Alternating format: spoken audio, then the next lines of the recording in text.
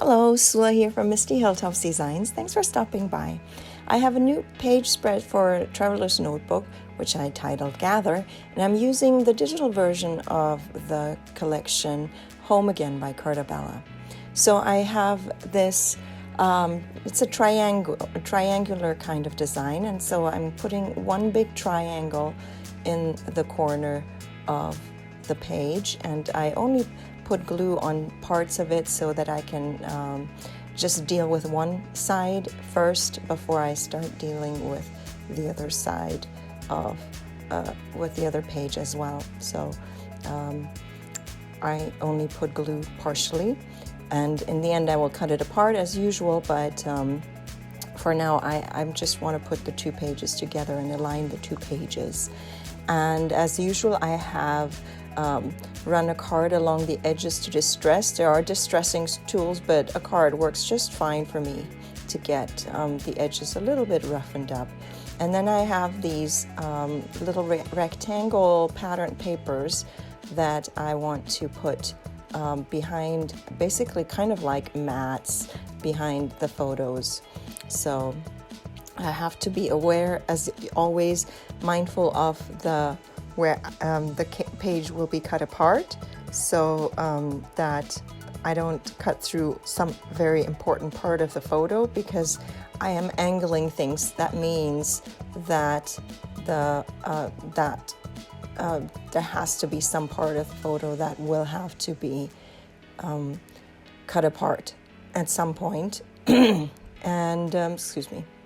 And then because there's two photos that will be overlapping too, so there's no way, because I am centering it right in the middle of the page, there's no way that there won't be some sort of overlap at some point, and some part of the photo will have to be cut. And so I have to be careful with how I apply the glue to every corner, every part of the paper that will be cut apart, just so that not some part of the paper will fall off the page because it didn't have enough glue on there. And so here I have now the paper mat glued down for the second photo, and now the photo can also be glued down. And then it's time to embellish. I have a bunch of little flowers that I used my dies for, and there's a tiny bit of a corner that will go in the left bottom corner, but I have these flowers prepared, and because this is a collection, so it comes with it does come with embellishments, but I also have my word strips as usual that you can get as freebie on my blog mistyhilltops.com.